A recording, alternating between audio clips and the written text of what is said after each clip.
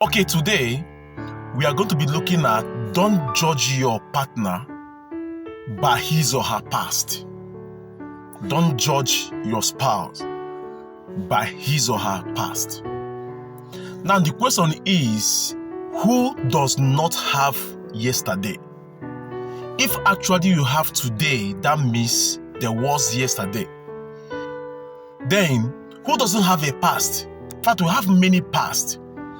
And the truth remains that when you begin to look into your past, you find out that some mistake you made, sometimes deliberately, sometimes unintentional.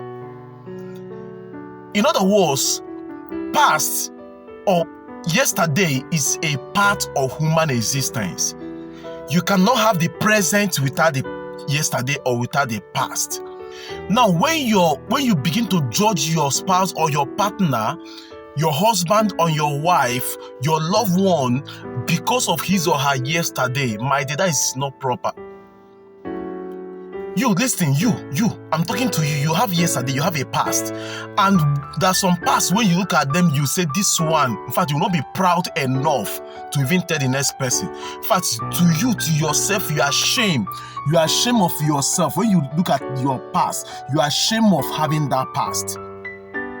Now, when you look at those past, you are ashamed. You are not bold. You can't be bold enough to even tell somebody, this is what I have done. Now, let me tell you something. Even the Bible said, when you are a sinner, Jesus died for you. And he come back again and said, if anyone said is not a sinner, he makes God a liar. And the truth is not in him or her. What am I trying to say? There's nobody, we are not born righteous. We have that sinful nature. That is why Jesus came. And there's nobody, we are not perfect. No human being is a perfect being. Now, let me tell you something. Your weakness, your partner may have a different weakness from your weakness. Your strength might be somebody else's weakness. Somebody else's weakness might be your own strength. That is why when you come into a relationship, we are coming to complement one another. You are coming to help one another. That is why we are called a helpmate. That if it's a woman, that woman is a helpmate. You are coming together for union, for relationship. Now listen, when you judge people, you cannot use somebody's yesterday to judge the person's present. That somebody behave one kind, that somebody lied yesterday does not make the person a liar today. That somebody was truthful yesterday does not make the person truthful today. Stop judging your partner. Stop judging your partner because he or she committed one offense or the other yesterday. Now, if you continue in that trend, you find out that there will not be need for trust. Your partner will begin to find it difficult to tell you what he or she has done in the past. Now, what am I trying to say in essence is this.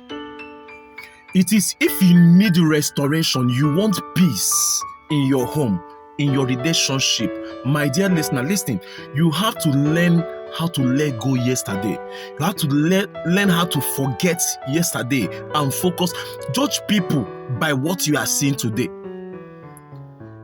That somebody was a thief yesterday does not still make that person a criminal today.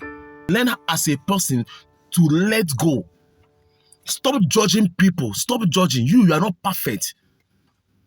My dear, they say that now the person where they catch and be thief. Even you have one error, one misnomer, one abnormal thing or the other in your life. Then why do you leave your own and begin to pinpoint, begin to judge your partner's own?